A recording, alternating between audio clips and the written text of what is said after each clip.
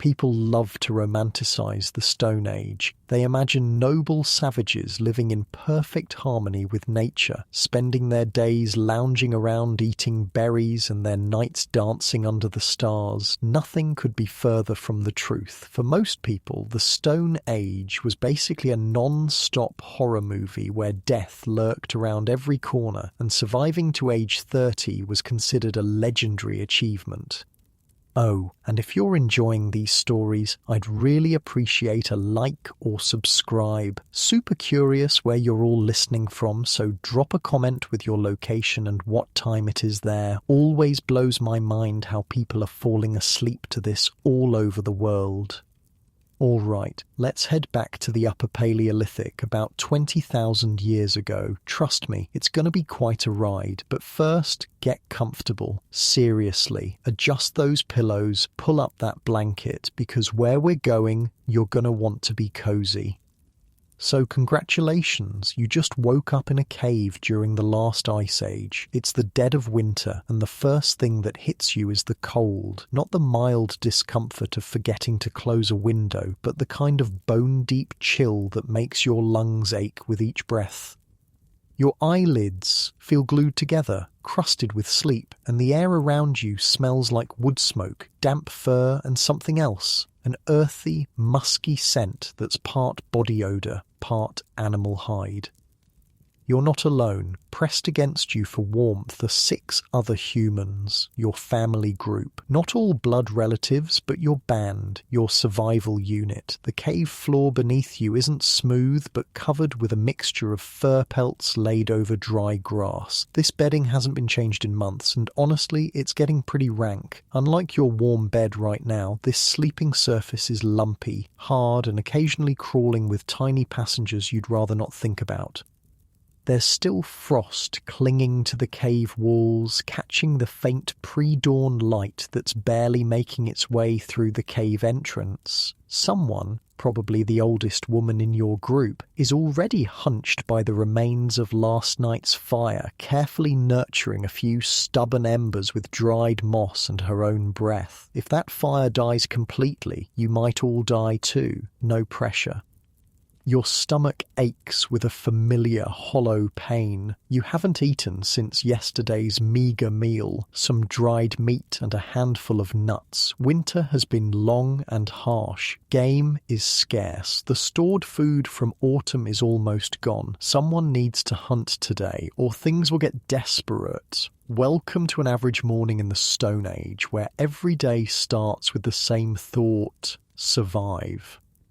The woman at the fire, let's call her Nima, has finally coaxed a small flame to life. She's about 50, which in Stone Age terms makes her practically ancient. Her face is a map of wrinkles, her hands gnarled from decades of work, but her eyes are sharp and knowing. In your band, she's the keeper of medicinal knowledge and fire-making skills. When someone gets sick or injured, it's Nima they turn to. When the fire needs tending in the dead of night, it's Nima who wakes. She survived 5 decades in this unforgiving world, which makes her wisdom more valuable than any tool. Fires up, she says in your language, which wouldn't sound anything like modern speech. It would be a fully developed language with complex grammar, but with sounds and rhythms that would seem alien to our ears today. One by one, your band members stir. There's Ren, a powerfully built man in his 30s with a nasty scar running down his arm, a souvenir from a cave lion encounter he barely survived 3 winters ago. His partner Kira cradles their newest baby, just 2 months old. The infant's tiny face is the only clean thing in the cave, and everyone knows the uncomfortable truth. In this harsh winter, with food so scarce, the baby's chances of seeing spring are maybe 50-50. Across the fire pit are the teenagers Tam and Lev, siblings who lost their parents to fever last year. The band took them in because that's what you do. Lone humans don't survive long in this world. And finally, there's you, somewhere in your 20s, though exact age isn't something anyone keeps track of here. Breakfast is a grim affair. Nima scrapes the last of yesterday's bone marrow from a cracked femur and distributes it in pathetically small portions. The baby gets first priority, then the elders, then everyone else. The taste is rich and fatty. In better times, it would be delicious. Today, it's just enough to sharpen your hunger rather than satisfy it. We hunt today, Ren says, glancing at you and Lev. Big hunt. We need meat.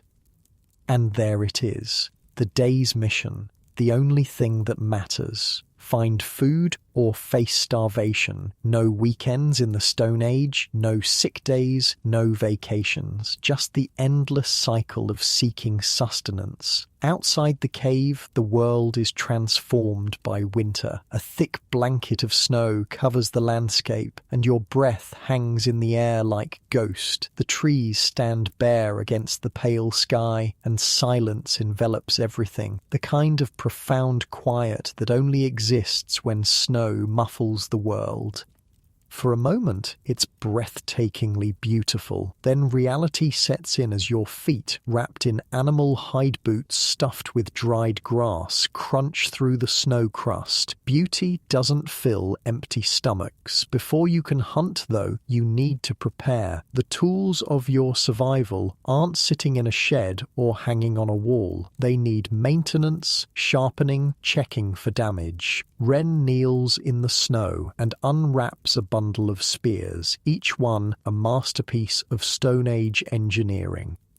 The main hunting spear is a straight shaft of wood about 6 feet long, carefully selected and dried over months. At its business end, a stone point is attached with a mixture of pine resin and animal sinew. The binding has to be checked daily for weakness. A failing binding means a lost spearhead, which means a failed hunt, which means hunger. Lev, the teenager, is already working on his weapon, a shorter throwing spear used with an atlatl, or spear thrower. It's an ingenious device that effectively lengthens the human arm, creating more leverage and dramatically increasing the distance and force with which a spear can be thrown. It's basically Stone Age artillery, a weapon so effective that variations of it were independently invented by cultures all over the world. Need new point, Lev says, showing you where his spearhead has developed a hairline crack. Not immediately useless, but unreliable. In the Stone Age, unreliable tools get you killed.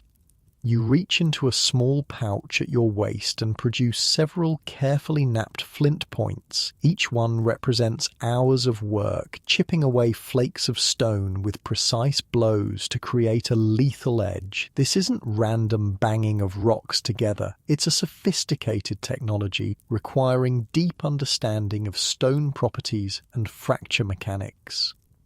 The points in your pouch are different sizes and shapes, each designed for specific prey. Smaller, narrower points for birds and small game. Broader, leaf-shaped points for deer. Heavy, triangular points for dangerous, large game. You select a medium-sized point for Lev's spear and begin the process of attaching it.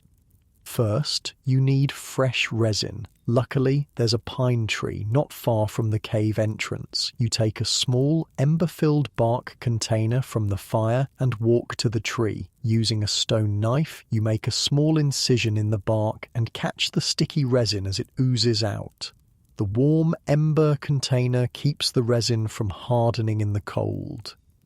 Back at the cave entrance, you heat the resin further until it's pliable, then apply it to the spear shaft. Next comes a length of sinew, animal tendon, that's been dried, pounded, and separated into fibers. When moistened with a bit of saliva, these fibers become nature's strongest thread. You wrap the sinew around the stone point and shaft, creating a secure bond that will harden as it dries. Good point, Lev says, testing the edge with his thumb. Very sharp. While you've been working, Kira has been preparing too. Though she'll stay behind with the baby and Nima, her role is crucial. She hands each hunter a small packet wrapped in a scrap of leather, emergency fire-starting materials, dried moss, a few splinters of resin-rich wood, and a piece of iron pyrite that can be struck against flint to create sparks. If you're caught away from the cave in deadly cold, this small package might be the difference between life and death. The sun is fully up now, casting long shadows across the snow. Ren gestures to you and Lev. It's time to move out. You secure your spear, check your small stone knife, and adjust the fur wrappings that serve as your winter clothing. These aren't tailored garments with buttons and zippers. They're basically just animal pelts wrapped and tied around your body with sinew cord.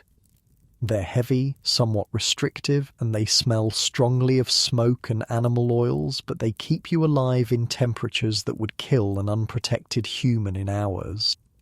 Hunt well, Kira says simply. Bring meat, Nima adds, the elder's voice carrying the weight of necessity. It's not a suggestion. As you set off, following Ren down the snowy path from the cave, you feel the familiar mix of excitement and fear that comes with every hunt. The stakes couldn't be higher. Success means survival for another few days. Failure means watching hunger hollow the faces of your band even further. Ren leads the way, his eyes constantly scanning the landscape. In the Stone Age, humans aren't at the top of the food chain. We're somewhere in the middle. Wolves hunt in these woods. Cave lions still prowl the steppes beyond. And somewhere out there, the most terrifying predator of all.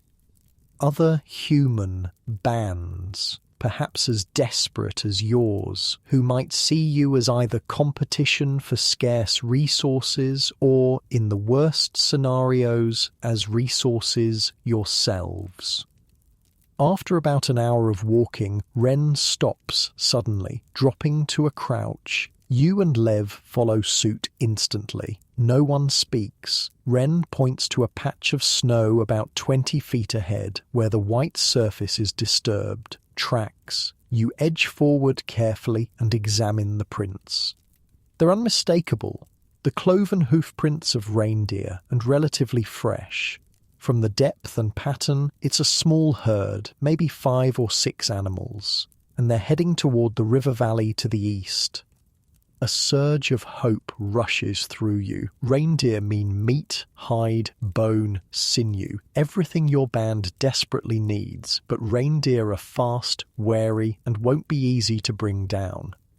Ren outlines the plan using a combination of low whispers and hand gestures. You'll follow the tracks to the river valley. If the herd is still there, you'll split up to flank them. Lev, with his atlatl, will position himself downwind. You and Ren will approach from opposite sides, trying to drive the animals toward Lev's position. If everything goes perfectly, and it rarely does, you might bring down 1 or even 2 animals. The tracking begins in earnest now. Every disturbed patch of snow, every broken twig, every bit of dung is a clue to be read. This isn't some innate human ability. It's a complex skill that took years to develop. You learned it from watching the adults in your band, from making mistakes, from hunger-driven necessity. Like all Stone Age humans, you're a walking encyclopedia of natural knowledge.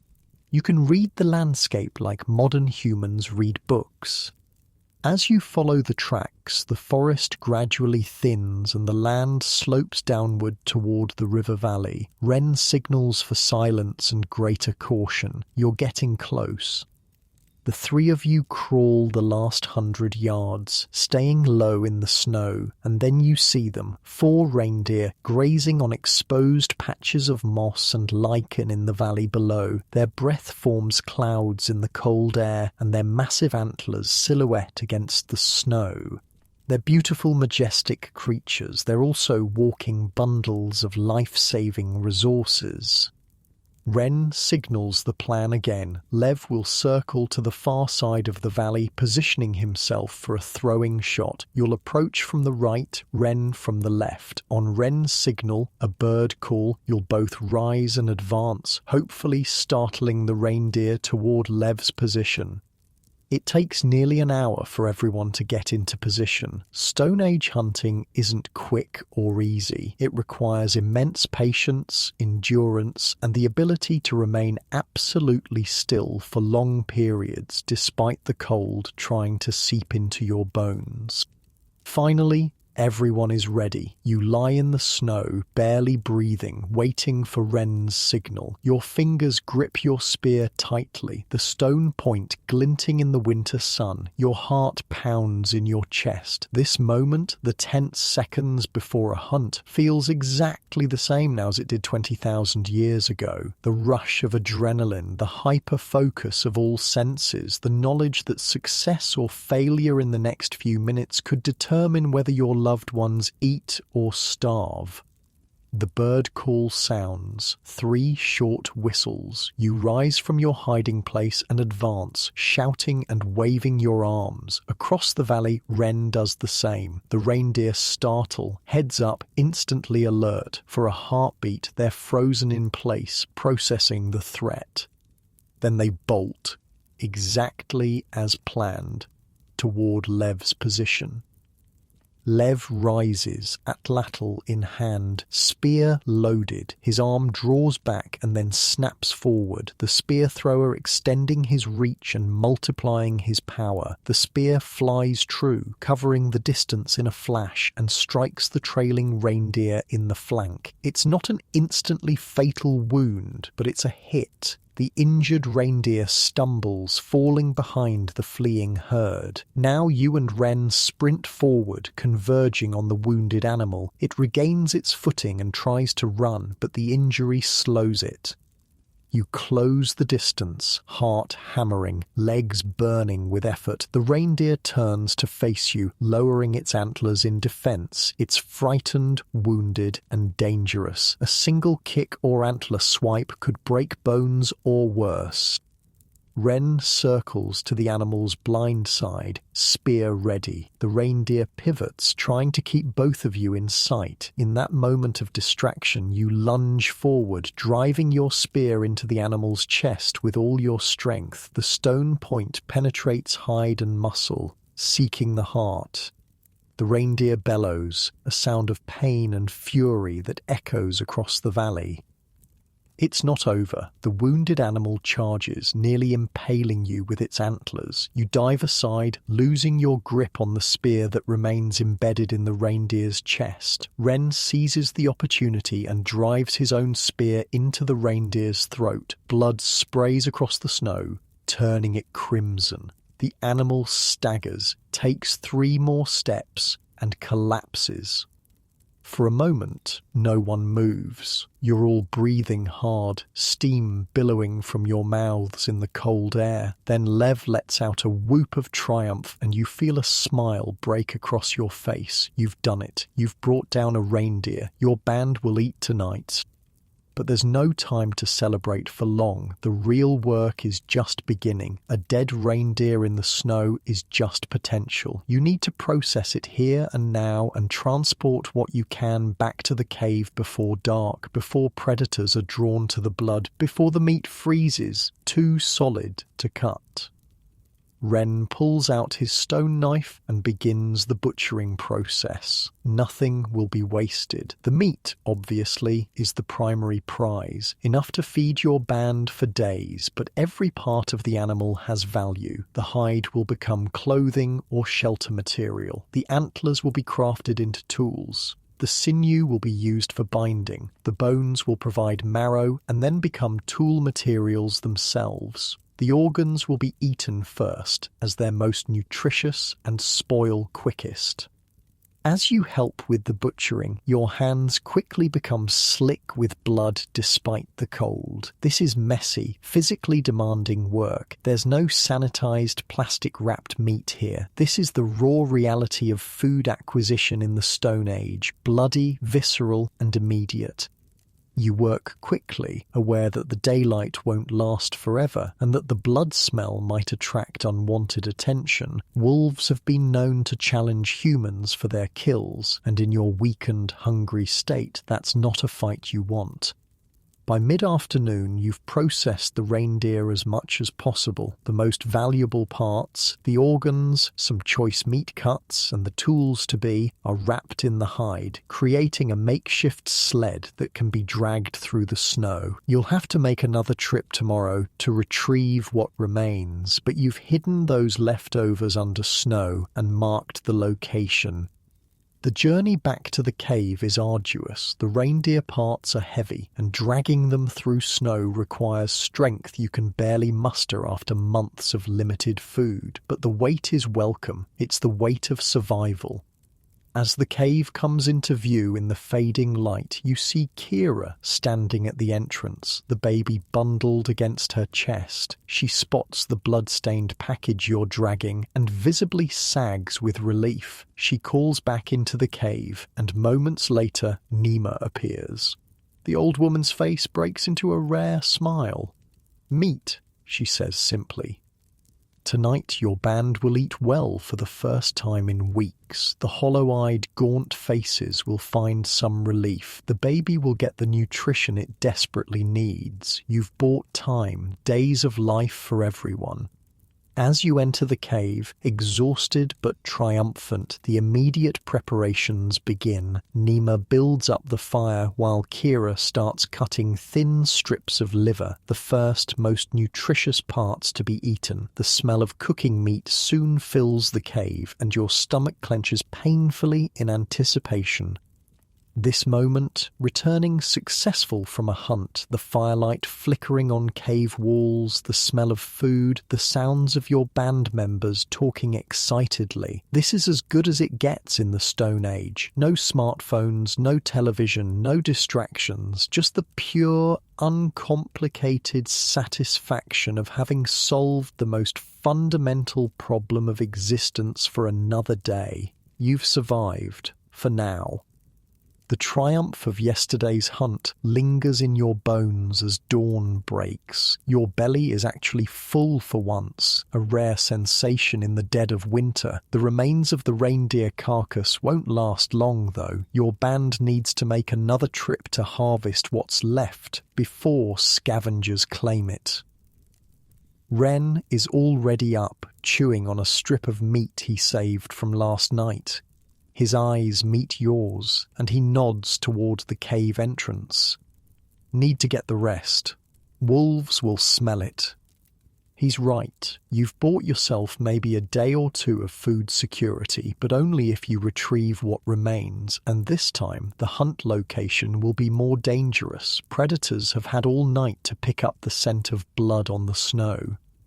Outside, the sky is clear and painfully bright as sunlight reflects off the endless white. Your eyes narrow to slits as they adjust. The temperature feels slightly warmer than yesterday, maybe only a little below freezing instead of bone-chillingly cold. Small victories.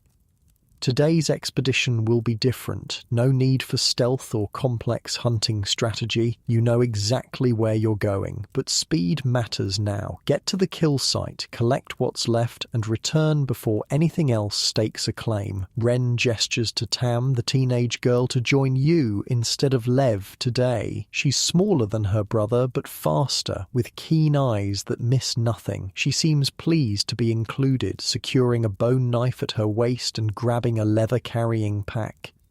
"I'll make new sinew thread from the tendons," she says, her voice carrying the excitement of someone eager to contribute a specialized skill. The three of you set out, following yesterday's tracks through the snow. You move quickly, not bothering with the silence and caution of a hunt. Conversation actually happens, a luxury you couldn't afford yesterday. "Was it a clean kill?" Tam asks, curious about the hunt she wasn't part of.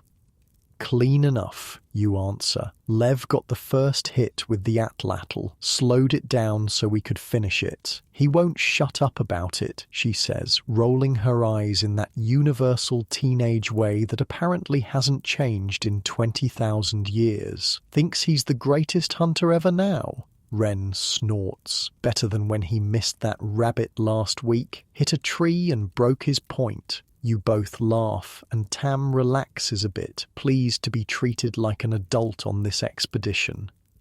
The journey takes less time today since you're moving with purpose rather than stealth. Within 2 hours you approach the kill site, and Ren signals for quiet. Not hunting quiet, but wary quiet. Best not to announce yourselves if something else has found the carcass.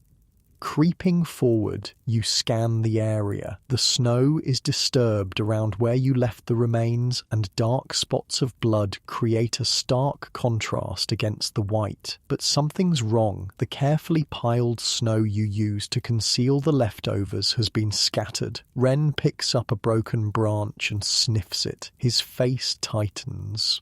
"Wolf," he says simply. Everyone freezes, scanning the surroundings more carefully now. Wolves aren't just competition for food. They're serious predators that can take down a human, especially humans weakened by months of winter hunger. Recent, you ask? Ren nods. Very. Maybe still close.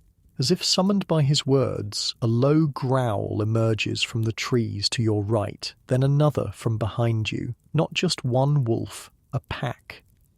"Don't run," Ren says quietly, though no one needs the reminder. Running triggers the chase instinct. Instead, you all back slowly toward a large pine tree, putting it at your backs to prevent an attack from behind. 3 wolves emerge from the tree line, lean, hungry-looking beasts with winter-thick fur. Their yellow eyes are fixed on you, calculating. They're smart enough to recognize humans as dangerous, but desperate enough from winter hunger to consider you prey. Tam's hand trembles slightly as she pulls out her knife. It's a pathetic defense against wolf teeth, but better than nothing. "Fire," you whisper, remembering the emergency kit Kira packed for each of you. Without taking his eyes off the wolves, Ren nods slightly. "Need space first." The wolves begin to spread out, instinctively moving to flank you. One edges closer, testing your resolve. Ren shouts suddenly and lunges forward, jabbing with his spear. The wolf jumps back, startled by the aggression. "Now," Ren yells. "The fire!" You fumble at your waist for the small leather pouch, pulling out the moss, wood splinters, and iron pyrite. Your hands are shaking, a bad sign when precision matters. One wolf is edging toward Tam, sensing she's the weakest of the 3.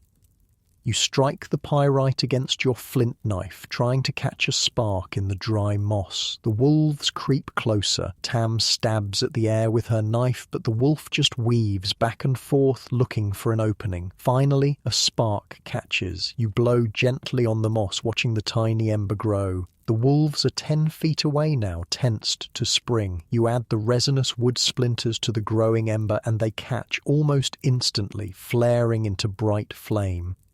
"Tam!" you shout, passing her the makeshift torch. She waves it toward the nearest wolf, which backs away quickly, fear of fire overriding hunger. Ren has his own fire starter out now, working to light a second torch. Between the flame, the spear, and your knives, the wolves reconsider their odds. The largest one, probably the pack leader, gives a short bark, and they retreat to the tree line. Not gone, but no longer immediately threatening. "They won't go far," Ren says. "Work fast." You approach the remains of the reindeer, keeping one eye on the wolves watching from the trees. Most of the exposed meat is gone, either taken by the wolves or other scavengers, but the most valuable parts remain. The bones, still rich with marrow, the antlers, some of the tougher tendons and ligaments, and surprisingly, a good portion of the hide that was buried deeper in the snow. You work quickly, using stone tools to separate the remaining useful parts. The long leg bones are particularly prized, not just for the calorie-rich marrow inside, but because they'll become tool handles, needles, and awls. The skull with its massive antlers is too large to transport whole, so Wren works to separate the antlers with careful strikes from a stone hammer. Tam is expertly collecting the tendons, rolling them into tight bundles that she'll later process into thread. Nothing goes to waste. Not the hooves, not the teeth, not even scraps of remaining meat that look too damaged or frozen to eat. In the Stone Age, too gross to eat isn't a concept that exists. Hunger is too constant a companion to refuse anything with calories. The wolves pace restlessly at the tree line, occasionally testing how close they can approach before you wave the torch at them. It's an ancient dance between species, competition and mutual respect. They want what you have, but they also recognize that humans are dangerous prey. You want them gone, but also understand they're just trying to survive, same as you. With everything salvageable packed into carrying bundles, you prepare to leave. The wolves will get what remains, a fair trade for not attacking. Wren keeps his torch burning for the journey back, a precaution against the pack following too closely. As you hike back toward the cave, the weight of bones and antlers straining your shoulders, you spot movement on a ridge to your left. Wren sees it too and signals for a halt. It's not wolves this time, it's humans, another band.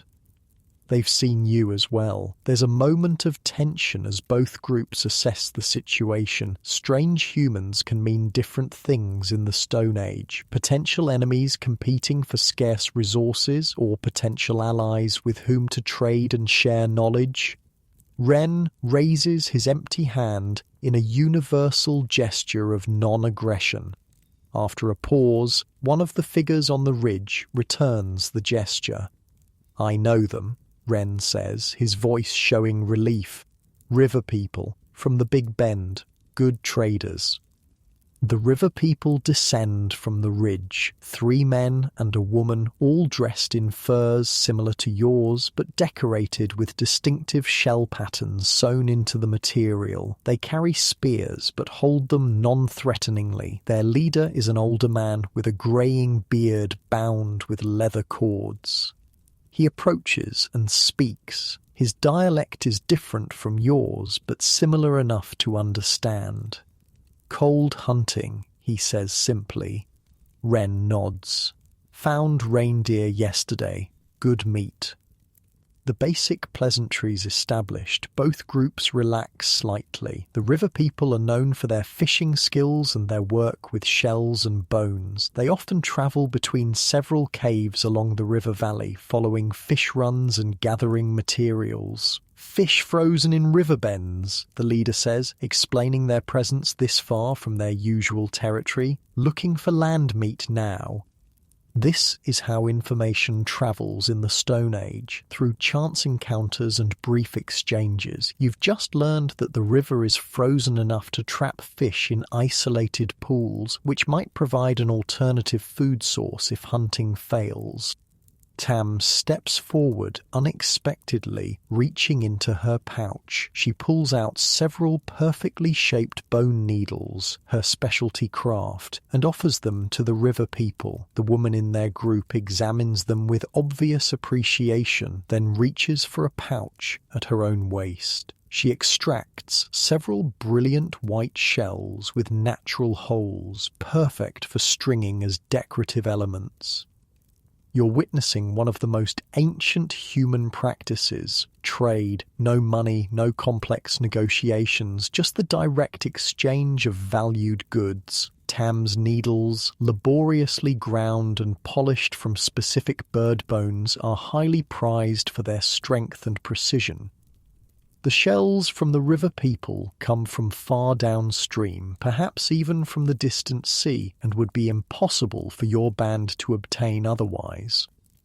The exchange complete, both groups prepare to continue their separate journeys. But first, the river people leader points to the northwest. Big herd, he says. Many mammoth, 3-day walk. He indicates the direction again with his spear. Ren nods seriously, absorbing this critical information. Mammoths mean abundant meat, hide, and bones, enough to support a band for weeks or months. But they're also incredibly dangerous to hunt, requiring multiple bands working together.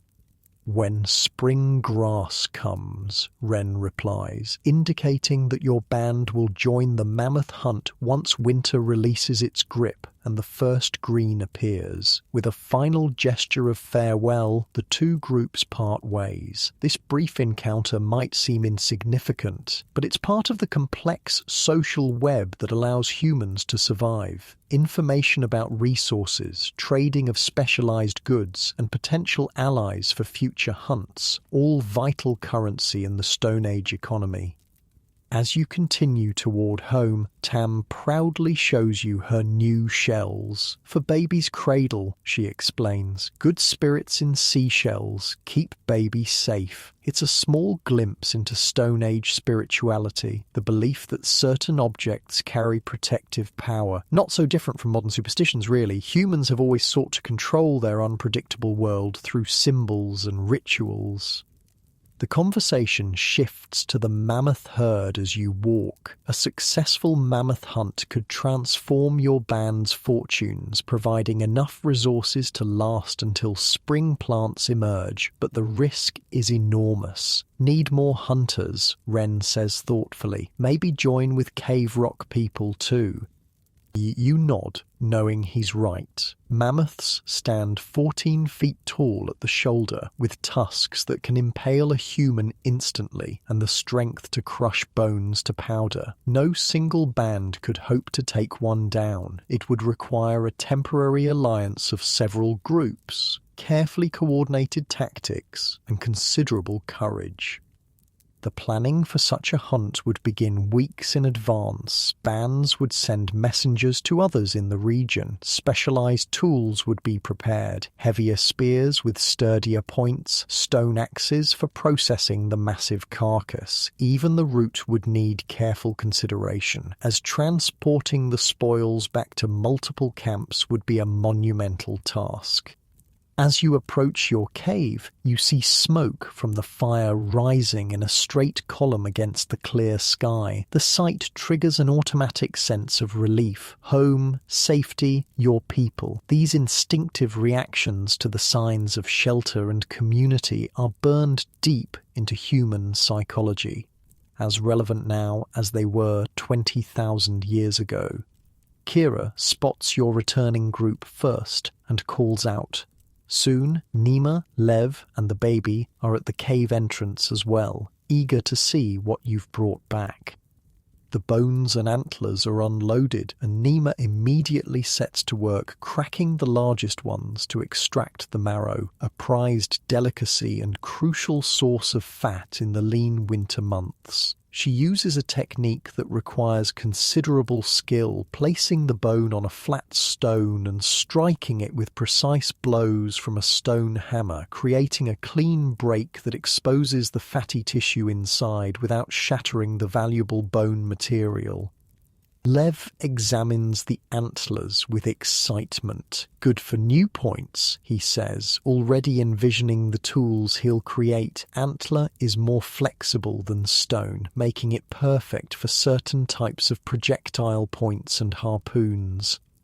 Tam shows her shells to Kira, who approves of the trade. The shells will be more than decorative. They'll serve as noisemakers on the baby's cradle, alerting adults if the infant moves suddenly or if something approaches the sleeping child. Function and belief intertwine in almost every Stone Age object. As the day progresses, your band settles into various tasks, all centered around processing yesterday's hunt. Strips of the remaining meat are hung near the fire to smoke, preserving them for future meals. Scraps too small to eat are boiled with crushed bones to make a nutrient-rich broth. The hide is stretched on a frame of branches where it will be scraped clean of flesh and fat using specialized stone tools.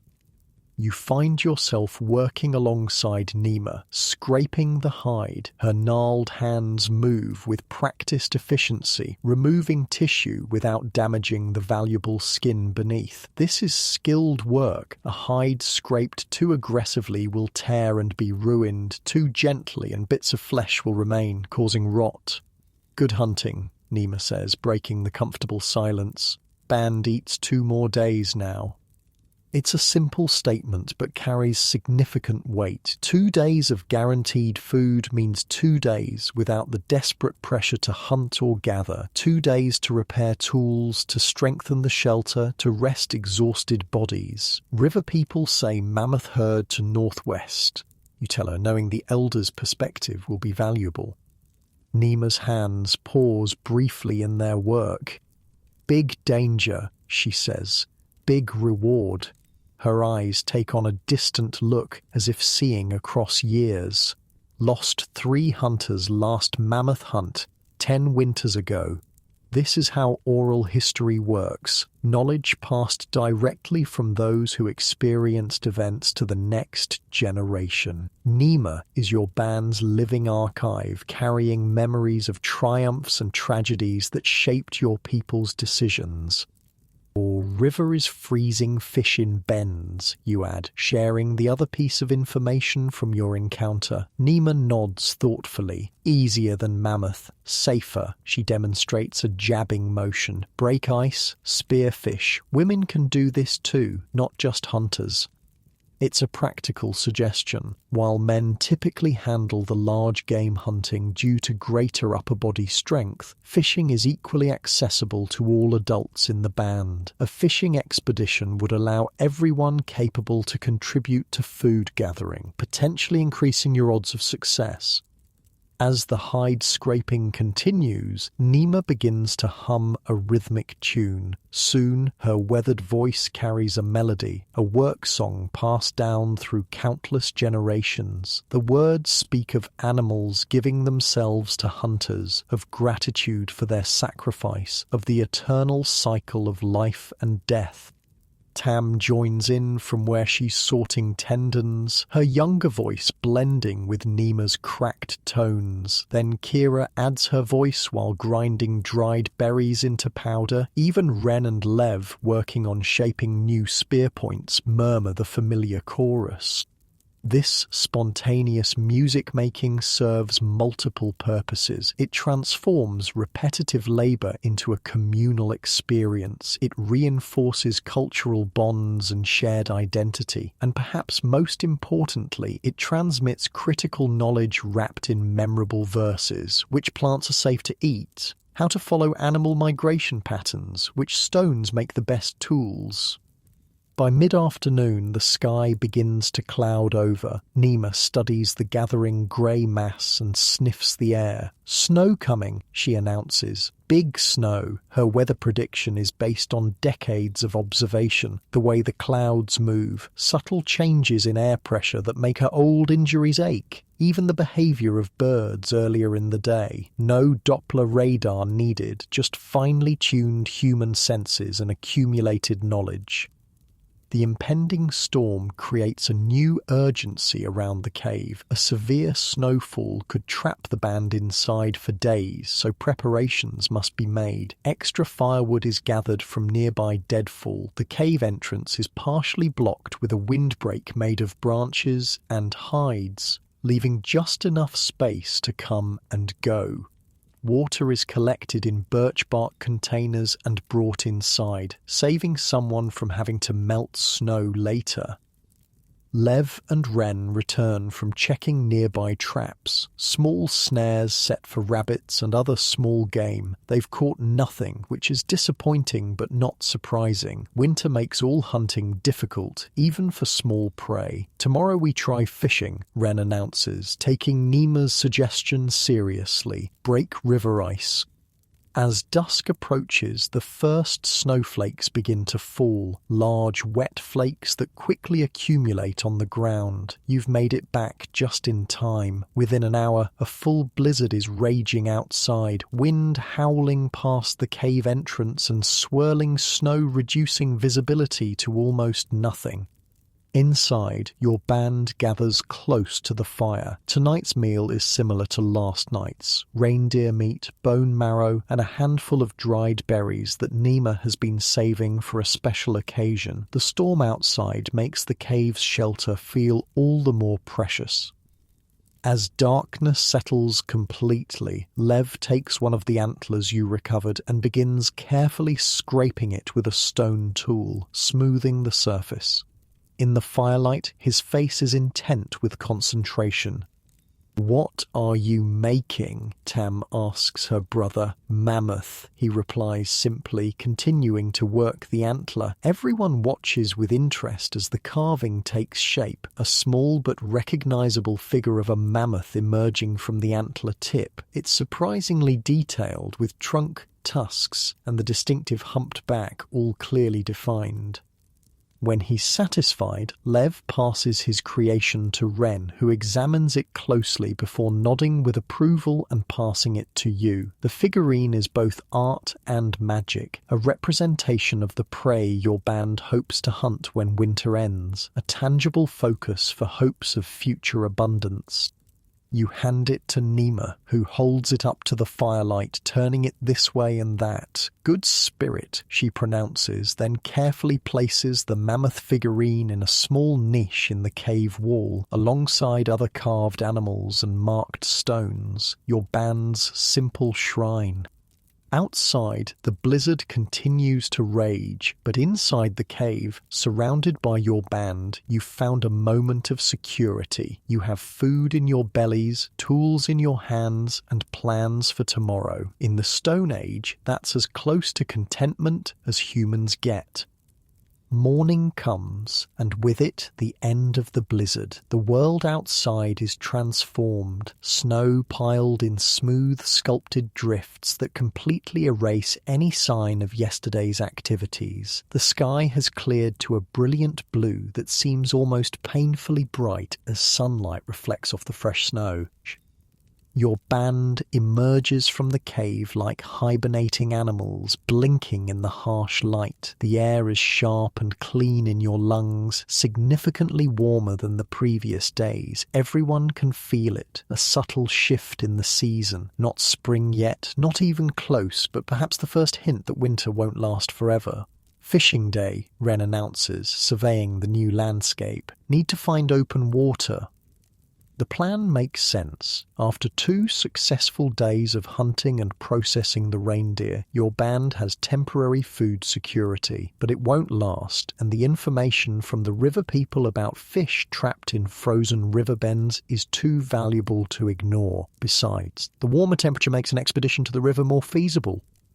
Today's group will be different. Almost everyone will go, leaving only Nima behind to tend the fire and watch the baby. Fishing, unlike big game hunting, is a task everyone can participate in, regardless of age or strength. More hands mean more potential food.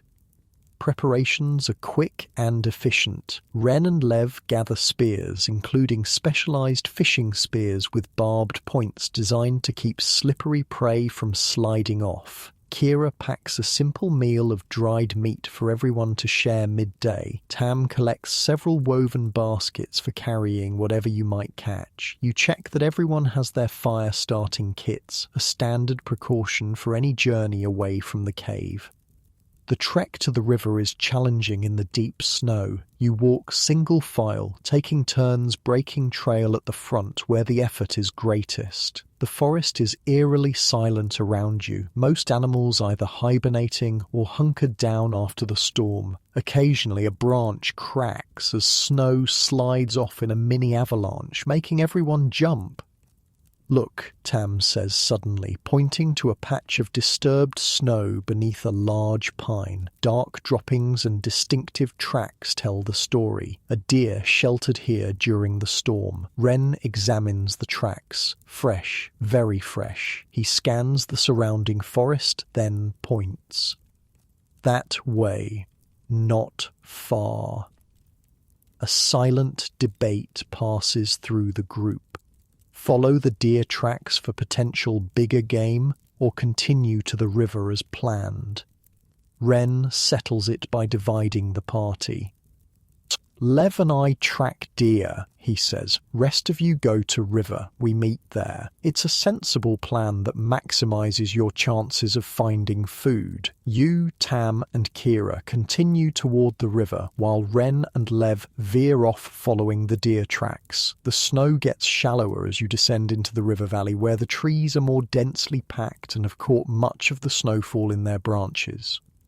The sound of running water reaches you before you see the river, a good sign that at least parts of it remain unfrozen. As you emerge from the tree line, the river comes into view, a sinuous band of grey-blue cutting through the white landscape. Just as the river people described, the waterway is a patchwork of ice and open current. In the bends where the water naturally slows, ice has formed thick enough to walk on, but in the straight, faster-running sections, the river remains stubbornly liquid, steaming slightly in the cold air. Kira points to the nearest bend. Fish get trapped there, between ice parts. You approach the frozen bend cautiously, testing the ice with a spear before committing your full weight. It's reassuringly solid, at least 6 inches thick in most places. The three of you spread out, looking for the best fishing spots. The ideal location is where open water meets ice. Fish tend to congregate in these transition zones, especially when much of their habitat has frozen over. You find a promising spot where a small channel of open water narrows before disappearing under the ice sheet. "Here," you call to the others. "See the shadows?" Dark shapes move sluggishly in the cold water, fish conserving energy, their metabolism slowed by the near-freezing temperature. They're not large, probably no more than a pound each, but there are many of them. The fishing technique is simple but requires patience and a quick hand. You kneel at the edge of the ice, fishing spear poised above the water. When a fish swims within range, you thrust quickly, aiming just ahead of the fish to account for refraction in the water. Your first attempt misses as the fish darts away faster than expected. Your second thrust is more successful. You feel the satisfying resistance as the spear connects, the barbs holding the wriggling fish as you lift it from the water. It's a trout, about as long as your forearm, its speckled flanks flashing in the sunlight. You quickly dispatch it with a stone knife and place it in one of Tam's baskets. First catch of the day. Across the ice, Kira has already caught 2 smaller fish using a different technique. She's broken a small hole in the ice and is dangling a simple gorge hook, a straight piece of bone with a sharpened point at each end, tied in the middle with plant fiber cord. When a fish swallows the baited hook and she pulls the line tight, the gorge turns sideways, lodging in the fish's throat. Tam is trying yet another approach, scooping at the shallows with a loosely woven basket where tiny fish have gathered in the warmer water near the bank. It's less targeted than spearfishing, but can yield dozens of small fry with a single successful scoop. As the morning progresses, a comfortable rhythm develops. The repetitive motions of fishing allow conversation to flow more freely than during the tense concentration of hunting. Kira tells stories about her childhood in another band to the north, where the winters were even harsher, but the summer salmon runs provided enough food to last the year. "My father's people built fish traps in the big river," she explains, demonstrating with her hands how the funnel-shaped structures worked. Fish swim in, can't swim out, sometimes catch hundreds in one day. "Could we build one here?" Tam asks, always eager to learn new skills. Kira shakes her head. Wrong kind of river, needs shallow, wide place, and many people to gather right wood. This casual exchange of knowledge is how technologies spread in the Stone Age, through stories, demonstrations, and adaptation to local conditions. Without writing, everything must be remembered and passed along verbally, creating a rich oral tradition where practical survival information is often woven into engaging narratives. By midday, your collective catch is impressive. 11 larger fish and perhaps 3 dozen fingerlings, enough for a substantial meal with leftovers to smoke for later. You break for the meal Kira packed, sitting together on a fallen log that's been cleared of snow. As you eat, movement on the opposite bank catches your attention. A fox, its red coat vivid against the snow, watches your group with calculating eyes. It's clearly drawn by the smell of fish, but wary of humans. "Bold one," Kira comments, tossing a tiny fish in the fox's direction. The animal darts forward, snatches the offering, and retreats to a safe distance before gulping it down. For a moment, there's an unspoken connection between species, two predators acknowledging each other's place in the world. The peaceful scene is interrupted by distant shouting. You all turn to see Ren and Lev emerging from the forest upstream, waving and calling excitedly. Between them, they drag a travois made of branches, laden with a dark mass that can only be their kill. They've been successful in their deer hunt, bringing down what appears to be a young buck. Its antlers are small, probably only its second year, but the body is fat and healthy. Combined with your fishing haul, this represents an extraordinary stroke of luck for your band. "Found it drinking," Lev explains breathlessly when they reach you. "Clean kill. 1 spear." The boy is practically glowing with pride. In Stone Age society, providing meat for the band is the most direct way to earn status and respect. Today, Lev has proven his growing skill as a hunter. With the addition of the deer, your band now has a serious transportation challenge. The fish and deer together are too much to carry back to the cave in one trip. After a brief discussion, you decide to process the deer here by the river, taking only the most valuable parts back today and returning tomorrow for the rest. The butchering begins immediately, with all 5 of you working together. It's a well-choreographed dance that everyone knows by heart. One person holds a limb taut while another cuts precisely where muscle meets joint. Someone else collects the blood in a bladder sack, a precious source of nutrition that will be mixed with fat and dried berries to make a kind of primitive sausage. As you work, you notice something odd about the deer. Along its flank is a partly healed wound, not from a predator's claws or teeth, but a distinctive puncture that could only have come from a spear. Someone else hunted this deer, you point out, showing the wound to Ren. He examines it closely and nods. "Other band, maybe 5-6 days ago. Deer got away." "Are they nearby?" Tam asks, suddenly nervous. Territorial conflicts between bands aren't common, but can be dangerous when resources are scarce. Ren shrugs. Maybe moved on, maybe still hunting this area. He gestures to the substantial meat pile you've accumulated. "We have enough now. No need to cross paths." It's a diplomatic answer that acknowledges the potential risk while reassuring everyone. Your band isn't looking for conflict. There's more than enough forest for multiple groups as long as everyone respects traditional hunting grounds. Still, you'll all be a bit more watchful on the journey home. By mid-afternoon, the deer has been efficiently dismantled. The prime cuts of meat, the organs, the brain and tongue, considered delicacies, and most of the fat have been packaged for transport. The remaining meat has been hung high in a tree, out of reach of most scavengers, wrapped in the skin. The head, with its valuable antlers, will be carried back as well. Nothing is wasted.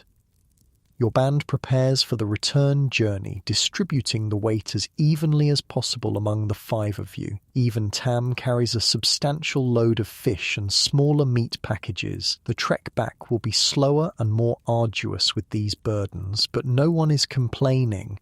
This kind of good fortune, successful fishing and hunting in a single day, might not come again for weeks. As you begin the uphill climb toward the forest, Kira pauses, looking thoughtfully at the river. "Should mark this place," she says. "Good fishing spot." Ren considers, then nods agreement. Using his spear, he makes a distinctive pattern of cuts in the bark of a prominent tree at the forest edge. 3 horizontal lines crossed by a single vertical. It's a simple but effective navigation marker that will help your band find this exact spot again, even after snow melts and the landscape changes.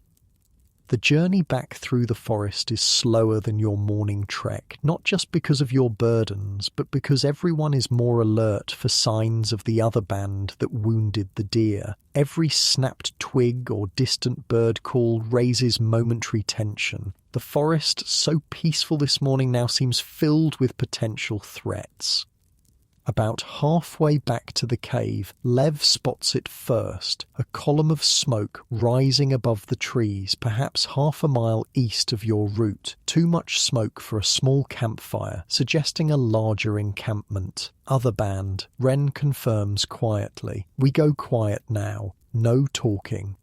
You proceed in silence, instinctively spreading out a bit more. Harder to ambush 5 scattered people than a tight group. The mood has shifted from triumphant to wary, not fearful exactly, but cautious. When you finally emerge from the forest near your cave, the tension dissolves. The familiar sight of smoke rising from your own hearth where Nima tends the fire is deeply reassuring. You've made it home safely, with enough food to last several days. Nima emerges from the cave, the baby strapped to her chest, and her weathered face breaks into a rare, full smile at the sight of your loaded procession.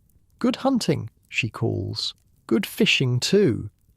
Inside the cave, the unloading and processing begins again. The fire is built up to create both heat and smoke for preserving some of the meat. Fresh fish are skewered on green sticks and propped near the flames for immediate cooking. The deer head is placed in a special niche, its empty eyes staring at the cave wall where generations of hunters have placed similar trophies. As the delicious smell of roasting fish fills the cave, Ren pulls you and Nima aside. "Saw smoke," he says simply. "Other band, not far." Nima's expression grows serious. "How many fires?" "Couldn't see, just one smoke." The old woman considers this information. "Spring coming soon," she says finally. "Maybe mammoth hunters. Come early for big hunt." It's a reasonable theory. The mammoth hunters are a loose coalition of bands that come together seasonally for coordinated hunts of the massive beasts. They're not enemies. Your own band sometimes joins these hunts, but they're not exactly friends either. Relations are complex, governed by ancient traditions of territory and resource sharing.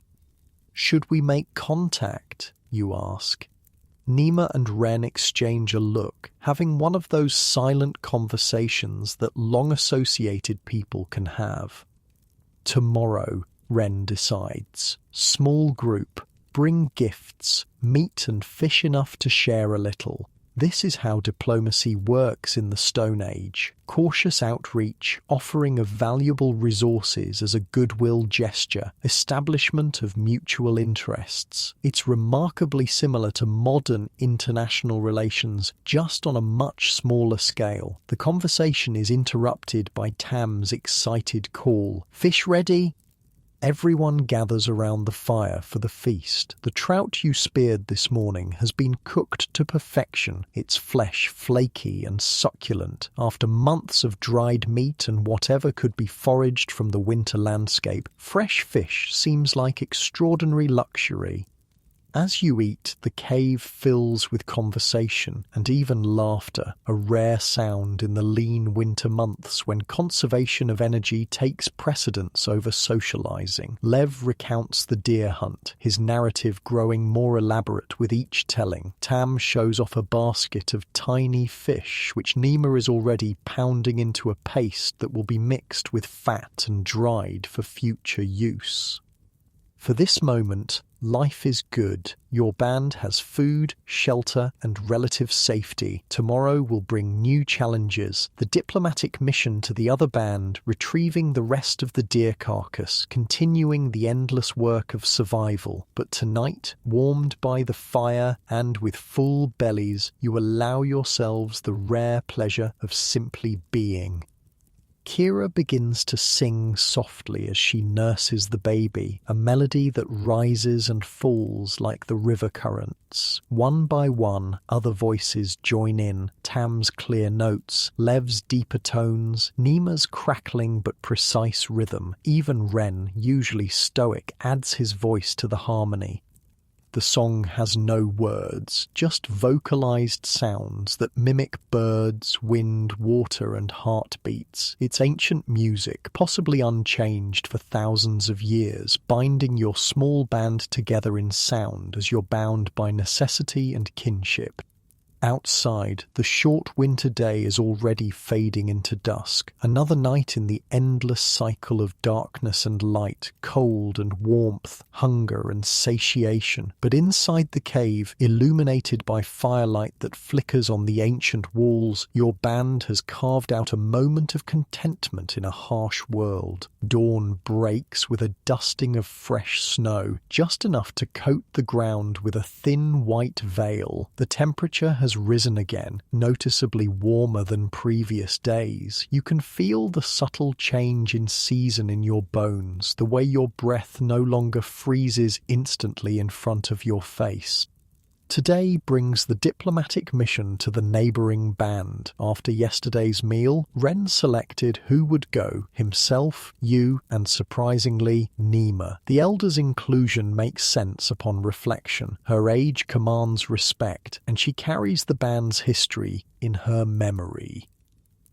If these are, indeed, mammoth hunters returning for the spring hunt, Nima would remember past interactions, alliances, and conflicts. Preparations are meticulous. From your precious food stores, small portions are set aside as gifts, a gesture of goodwill and prosperity. A few strips of the deer meat, 2 of the larger fish, and a small pouch of Nima's special herb mixture that helps preserve meat. Not enough to deplete your own resources, but significant enough to show respect. Personal appearance matters too. Ren uses a mixture of deer fat and red ochre to paint simple lines across his cheekbones, not mere decoration, but symbols of his status as a hunter. Nima brushes and rebraids her long grey hair, weaving in several small shells from the band's treasured collection. You clean your face with snow and straighten your fur clothing as best you can. Remember, Nima says as you prepare to leave, speak little, listen much.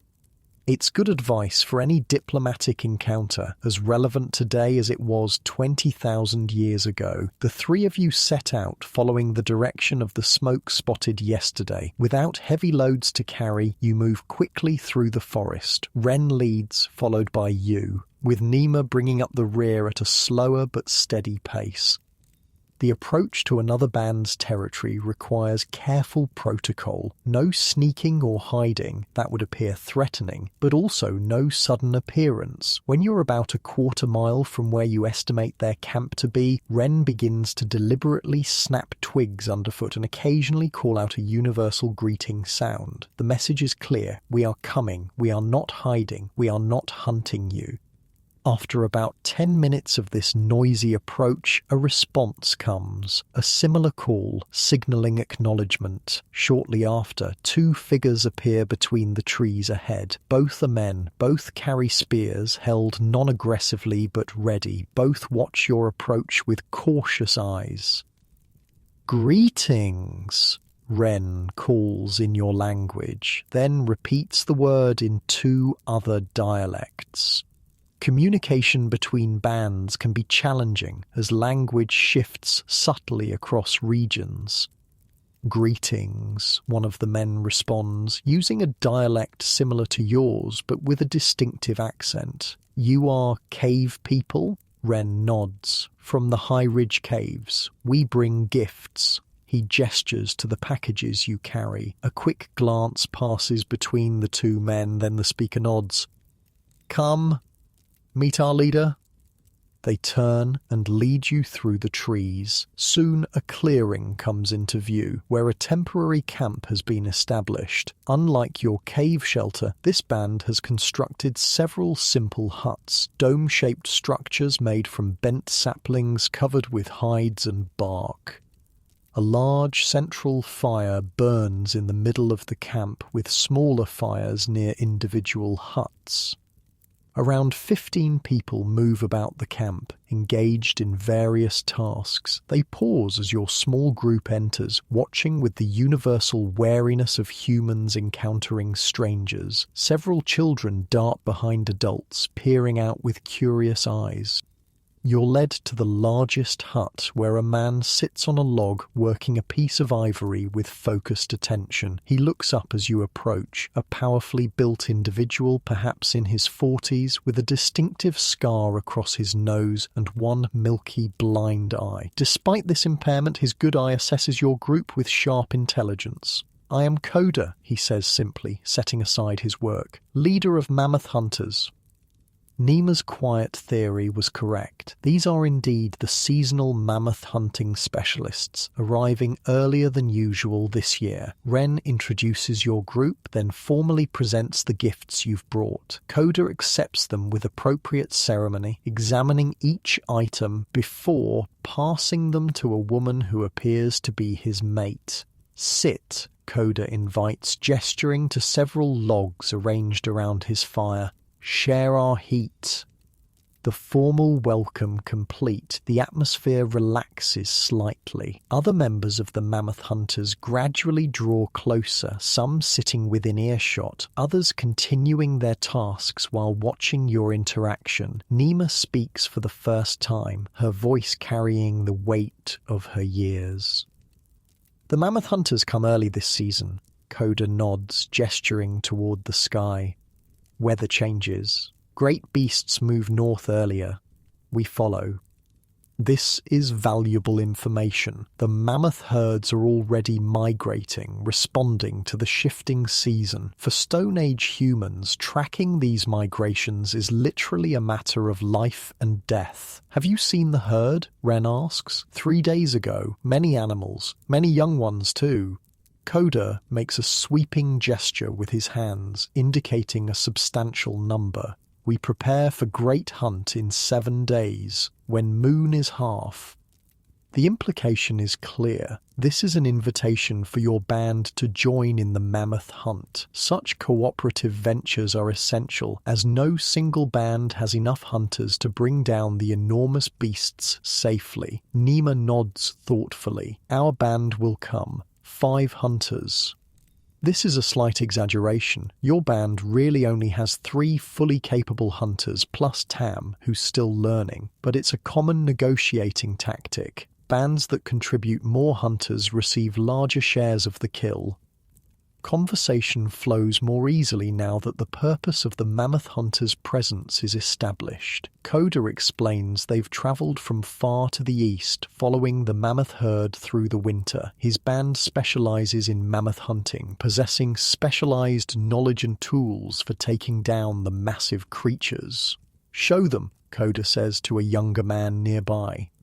The man retrieves a spear unlike any you've seen before. It's longer and heavier than a standard hunting spear, with a distinctive split point made of mammoth ivory itself, a poetic touch using the beast's own material to hunt it. The split design causes the spear to lodge more firmly in thick mammoth hide, preventing the animal from easily dislodging it. We bring 20 such spears, Coda says, with justifiable pride. Made through winter moons.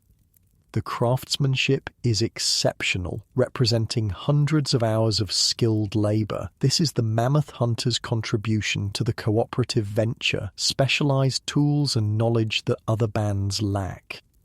As the diplomatic discussion continues, you take the opportunity to observe the camp more closely. The mammoth hunters clearly have a different lifestyle than your cave-dwelling band. Their portable shelters indicate a more nomadic existence, following game rather than establishing a home territory. Their clothing shows subtle differences too, more elaborate decoration, with geometric patterns sewn into the fur garments using dyed sinew thread. Several women work at the edge of the camp, scraping and treating fresh hides, evidence of recent successful hunts. Children play a game involving small bone pieces, occasionally erupting in laughter that sounds the same as children anywhere, anytime. One thing particularly catches your eye: a mammoth tusk propped against Coda's hut, partially carved with an intricate spiral pattern. It's not merely decorative. The spirals appear to record something. Looking closer, you realize they might represent the movement of the moon through its phases, or perhaps the migration route of the mammoth herds. It's a proto-writing system, a way of recording information outside of human memory. Your observation of camp life is interrupted when Coda addresses you directly. "You have seen river people recently?" The question feels casual but carries weight. Bands keep track of each other's movements, forming a mental map of who is where and doing what. Information is currency in the Stone Age. 3 days ago, you respond. "Hunting on our territory, said river too frozen for fish." Coda absorbs this information with a nod. "And Dark Mountain people?" You look to Nima, who would know of this other band. She shakes her head. "Not since full moon before last. They moved south, we think." This exchange of information continues, casual seeming, but actually a sophisticated intelligence network that helps each band navigate territories, resources, and potential conflicts.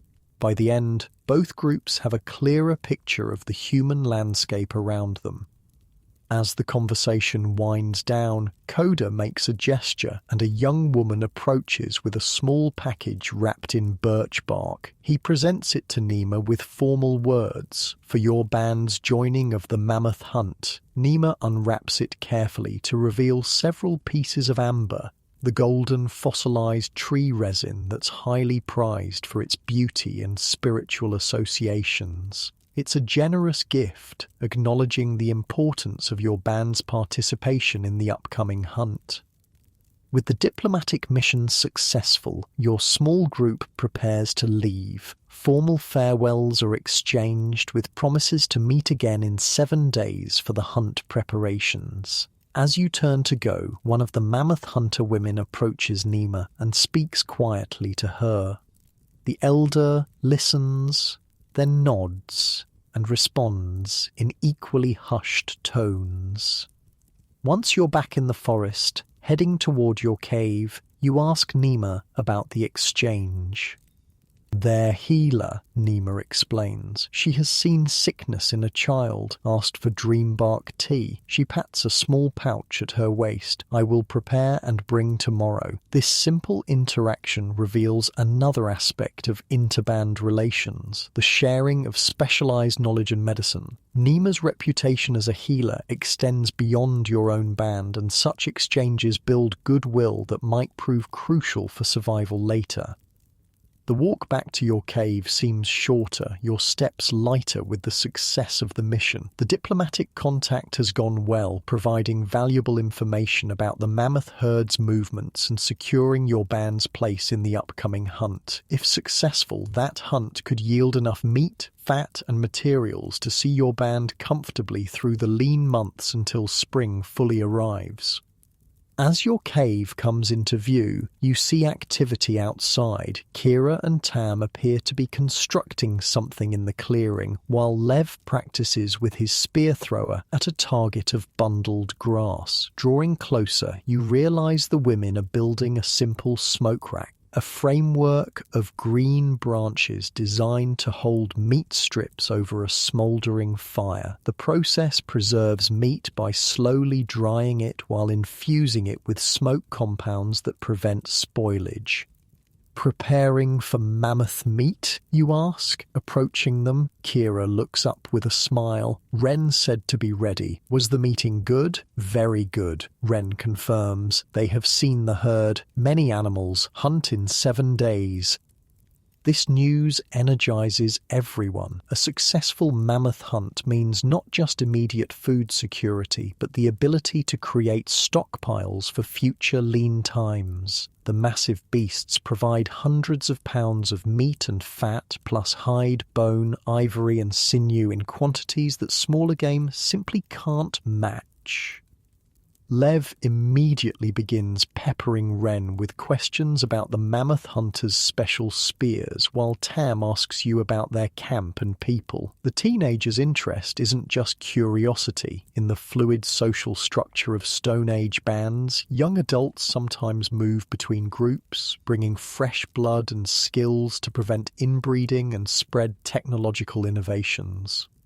Nima heads straight into the cave, likely to begin preparing the medicinal tea she promised the mammoth hunter's healer. Her knowledge of plants and their properties is vast, built over decades of observation, experimentation, and learning from other healers. Without writing, all this information exists only in her memory, making her one of the band's most valuable members.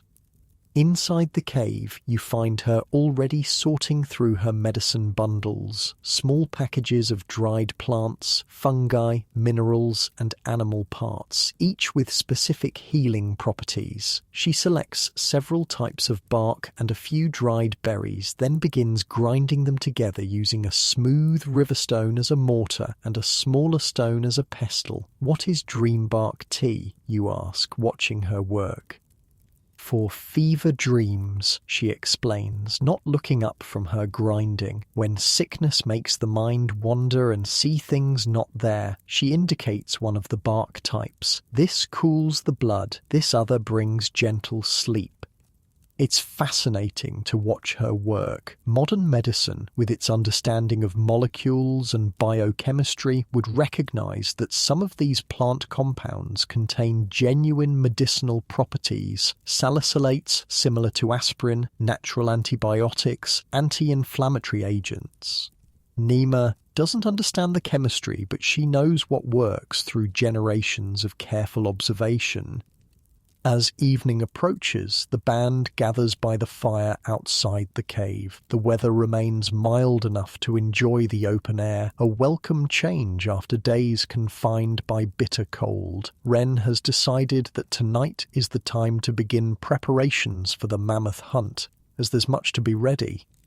Need proper spears, he explains, laying out several spear shafts of different woods and weights.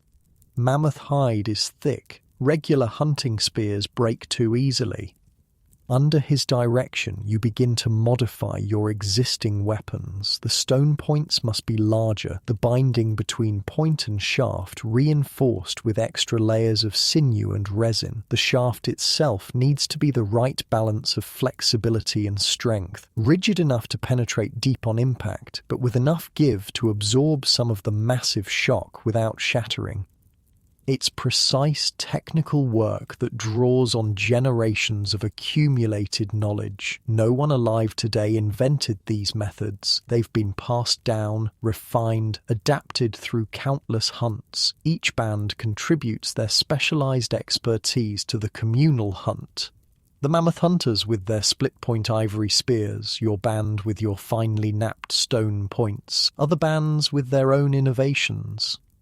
As you work, Lev asks Ren about his first mammoth hunt, providing the opening for a story that clearly has been told many times before. Ren sets aside the binding he's working on and assumes the posture of a storyteller, back straight, hands ready to gesture, voice shifting to a more rhythmic cadence. It was the season of yellow leaves, he begins, using the Stone Age way of marking time by natural events rather than calendar dates. I had seen 14 summers, was eager to prove myself as a hunter.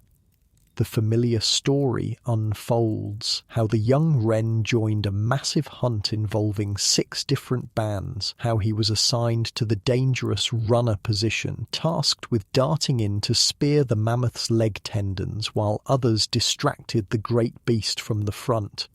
He describes the enormous animal's trumpeting rage, the ground shaking with each step, the heart-stopping moment when it turned and charged directly at him. Though you've heard the tale before, it never loses its power. Wren is a natural storyteller, using his voice and body to bring the hunt to life. The children, even having heard it many times, sit wide-eyed and rapt. This is not mere entertainment. It's education, preparation for the hunt to come, transmission of vital knowledge wrapped in narrative. When the story concludes with the triumphant bringing down of the mammoth, everyone is quiet for a moment, as if collectively catching their breath. Then Nima speaks from where she sits, completing her medicine preparation. "The mammoth gives itself," she says, her old voice carrying easily in the still evening air. "We honour the gift with our respect. We use all parts. We waste nothing. This is the ancient way." Her words are a reminder of the spiritual dimension of the hunt, the belief that animals offer themselves willingly to respectful hunters, that there's a sacred covenant between predator and prey. Modern minds might see this as mere superstition, but for Stone Age humans, it's a vital framework that prevents overhunting and ensures sustainable use of resources. As darkness falls completely, the fire is built up one final time for the night. The sky above is clear and brilliant with stars, the same stars your ancestors watched, the same patterns they used for navigation and timekeeping. The Milky Way stretches across the darkness like a river of light, what your people call the spirit path, where the souls of the dead travel. Tomorrow will bring more preparations, checking and double-checking weapons, discussing hunting strategies, perhaps another visit to the mammoth hunters to coordinate plans. But tonight, surrounded by your band in the firelight, with full bellies and the promise of the mammoth hunt ahead, there's a rare moment of peace. As you settle onto your sleeping furs inside the cave, you can hear Kira softly singing to the baby, a lullaby probably as old as language itself. The fire pops and crackles, casting dancing shadows on the ancient walls. Outside, an owl calls into the night, its voice echoing through the forest. These are the sounds that have accompanied humans to sleep for thousands upon thousands of years. Morning comes with a strange heaviness in the air, warmer still, but damp, with low clouds hugging the treetops. Nima takes one look at the sky and makes her pronouncement, "Rain coming, snow will melt." It's a significant prediction. Rain in late winter means the true seasonal change is imminent. Snowmelt will swell the rivers, alter hunting grounds, and eventually reveal the first green shoots of spring plants. For bands living close to the edge of survival, these transitions require careful planning. Today's agenda changes in response to the weather forecast. The most pressing task becomes securing anything that might be damaged by water, particularly the partially processed hides stretched on frames outside the cave. These are moved to the shelter of an overhanging rock ledge. Food stored in pits needs to be checked and possibly relocated if those pits might flood. Nima completes her preparation of the medicinal tea, wrapping the mixture carefully in a birch bark package. "Must go to mammoth hunters today," she says, before rain. Wren considers who should accompany her. The diplomatic relationship with the neighbouring band is still new and fragile, requiring proper protocol.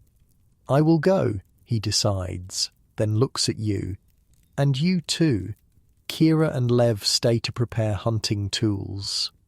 It's a sensible division of labour. The three of you set out after a quick breakfast, moving at a pace that accommodates Nima's older joints, but with a certain urgency to beat the coming rain. The forest feels different today, expectant, waiting. The birds sense the changing season too, their calls more frequent and varied than the sparse winter sounds of previous days. Occasionally, droplets fall from the trees, precursors to the main rainfall to come.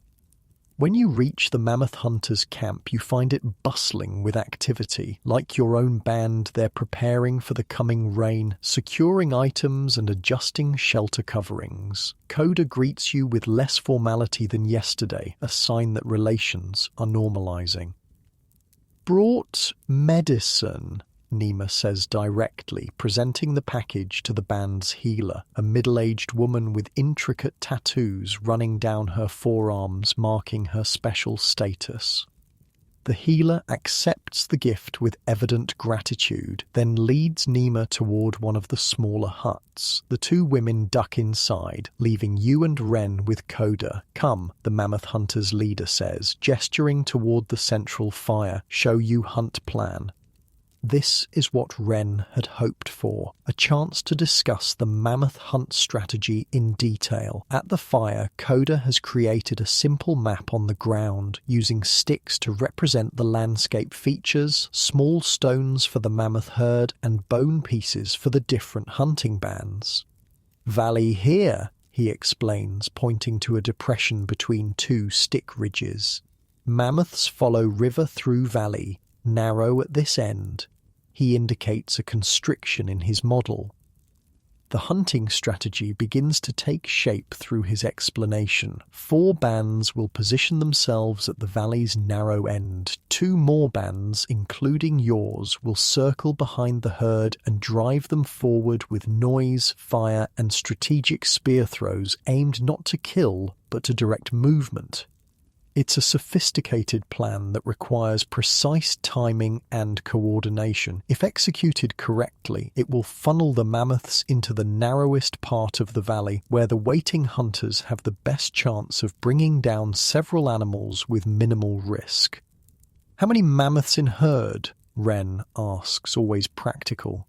20, maybe 25, Coda responds. "Many females, young ones. 2 big males with long tusks." This detail is important. Male mammoths, particularly the larger, older ones, are more dangerous but also provide more meat and better ivory. Females travel with their young, making them both more vulnerable and more unpredictable if they feel their calves are threatened. The discussion continues, delving into the specifics of positioning, signals to be used between hunting groups, and contingency plans if the mammoths break in unexpected directions. It's remarkably sophisticated strategic planning, drawing on centuries of collective hunting experience.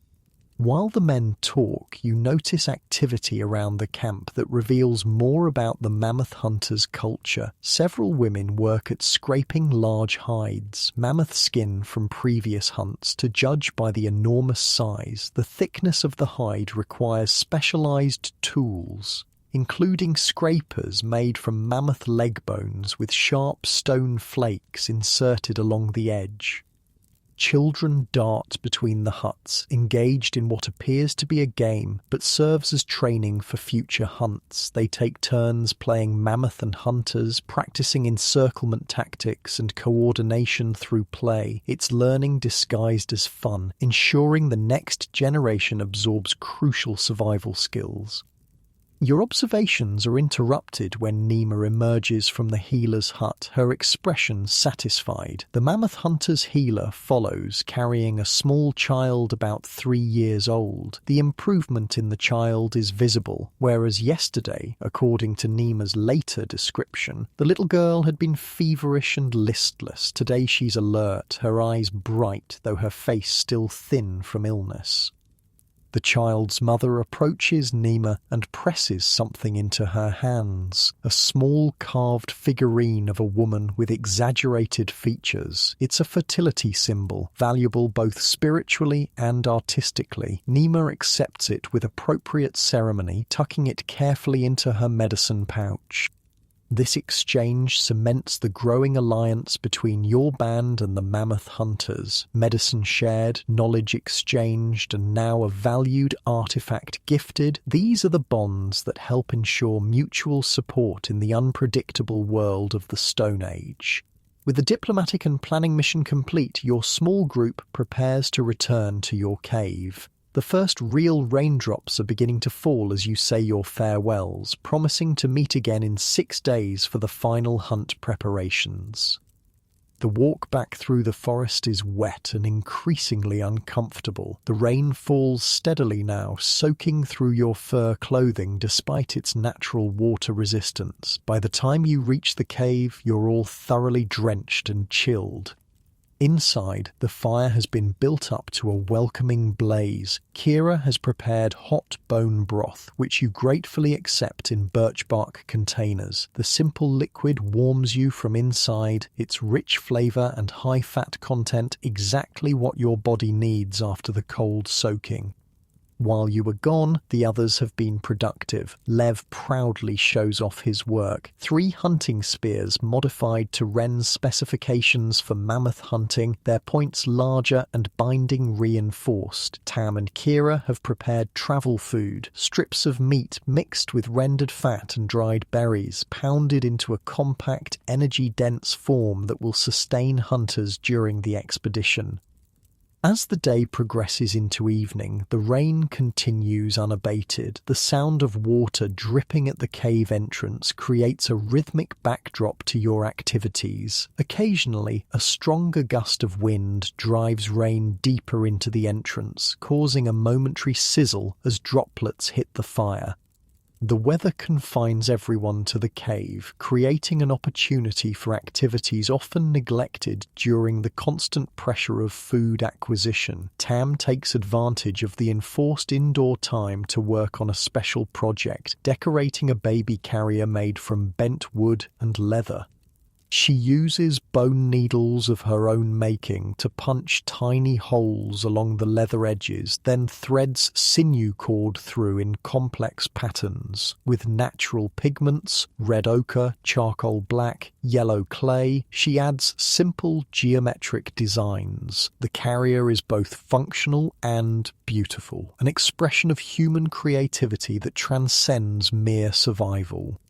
Nima sorts through her medicine bundles, taking inventory and replacing worn wrappings. Her knowledge is vast but specific to your region. Which fungi reduce inflammation, which barks can lower fever, which roots will cause vomiting to expel poisons. Some of her remedies would be recognized by modern pharmacology as genuinely effective. Others work primarily through ritual and belief. To Nima, there's no distinction. Medicine, magic, and meaning are intertwined. Ren and Lev sit near the cave entrance, watching the rain while working on tool maintenance. Hunting weapons require constant attention. Bindings need tightening. Stone edges require resharpening. Wooden shafts must be checked for cracks or warping. As they work, Ren quietly passes on knowledge, showing Lev how to test a spear's balance, how to recognize flaws in the material before they become catastrophic failures during a hunt. The baby, content after nursing, lies on a soft fur watching the cave ceiling with unfocused eyes. Kira has tied small bundles of feathers and hollow bone pieces above the child's sleeping place. They move slightly in the air currents, creating visual stimulation and soft clicking sounds that capture the infant's attention. It's a primitive mobile but serves the same developmental purpose as its modern equivalent. As evening deepens into true night, the rain finally begins to slacken. A change comes over the group's energy. The relaxed, drowsy atmosphere of the day shifts towards something more ceremonial. Without explicit discussion, everyone seems to recognize that tonight is appropriate for more than just practical work. Nima reaches into a special niche in the cave wall and removes a small bundle wrapped in soft leather. Unwrapping it reveals several small bone flutes, delicately carved from bird bones with precisely placed finger holes. She selects one and hands it to Tam, takes another for herself, and offers a third to you. Ren produces a simple drum made from stretched hide over a wooden frame. Even the baby seems to sense the shift, growing quiet and watchful as the instruments appear. The music begins softly, Nima's flute carrying a simple, haunting melody that feels as ancient as the cave itself. Tam joins in, her notes weaving around her elders with practiced harmony. The drum adds rhythm, Ren's hands finding a heartbeat-like pattern that seems to match the dripping of the rain outside. You raise your own flute, finding the notes through muscle memory rather than conscious thought. The song requires no written notation. It lives in the band's collective memory, passed down through countless generations of ears and fingers. The music fills the cave, bouncing off stone walls that have heard similar sounds for thousands of years. It's both structured and improvised, with core melodies everyone knows but room for individual expression. Sometimes the tempo increases, driving and urgent. Other times it slows to a meditative pace that seems to stretch time itself. As the music continues, Kira begins to dance, the baby secured safely in a sling across her chest. Her movements are fluid and storytelling, imitating animals, weather patterns, hunting motions. The dance isn't merely entertainment, but another form of knowledge transmission, embodying the movements and behaviors that the band needs to understand for survival. Lev joins the dancing, his adolescent movements more energetic but less refined. Together, mother and son enact what appears to be the story of a hunt, their shadows cast huge and flickering on the cave walls by the firelight. The entire scene, the music, the dance, the firelight, the cave, creates a profound connection across time. These same activities in spaces much like this have been part of human experience for tens of thousands of years. The specific melodies and movements might differ across cultures and eras, but the fundamental human need to create beauty, meaning, and community through art remains constant. Gradually, the music shifts to something slower, more hypnotic. Nima begins to chant in a low voice, words that sound ancient even to Stone Age ears. It's a prayer song, addressing the spirits of animals, weather, and ancestors. She sways slightly as she chants, her eyes half closed, her wrinkled face transformed by the flickering light. This is the spiritual dimension of Stone Age life, not organized religion with dogma and hierarchies, but a direct, experiential connection to the mysteries of existence. In a world where survival is never guaranteed, where natural forces can bring abundance or destruction without warning, humans seek meaning and agency through ritual. As Nima chants, she removes the fertility figurine given to her by the mammoth hunters. She holds it up to the firelight, turning it slowly so everyone can see. Then, with deliberate movements, she places it in a small niche in the cave wall, joining dozens of similar figures, animal carvings, and painted symbols created and placed by your band and those who used this cave before you. The ritual complete, the music gradually winds down. The energy in the cave shifts again, this time toward the quieter rhythms of approaching sleep. Furs are arranged, the fire banked to provide warmth through the night without requiring constant attention. The rain has stopped completely outside, leaving only the occasional drip from saturated trees. Tomorrow will bring new tasks, checking how the rain has transformed the landscape, perhaps hunting in areas where animals will be on the move after the weather change. The mammoth hunt preparations will continue, increasing in intensity as the appointed day approaches. But tonight, as you settle onto your sleeping place, there's a sense of connection that transcends the daily struggle for survival. The music and ritual have renewed something essential. The bonds between band members, the links to ancestors and future generations, the relationship with the natural and spiritual worlds that frame Stone Age existence. Sleep comes easily, your dreams filled with mammoth shadows, flute melodies, and the ancient rhythms of a life both unimaginably different from and fundamentally similar to that of modern humans. The days following the rain bring dramatic changes to the landscape. The snow melts rapidly, transforming the forest floor from pristine white to a patchwork of brown earth, decaying leaves, and occasional stubborn snow drifts in shaded areas. Streams that were frozen solid now gurgle with fresh meltwater. The air carries a different scent: damp soil, growth, possibility. Dawn comes earlier each day. You notice it without thinking, your body's internal rhythms syncing with the gradually shifting balance of light and dark. No clocks or calendars mark these changes for Stone Age humans, just the intimate bodily knowledge of seasonal patterns built through observation and experience.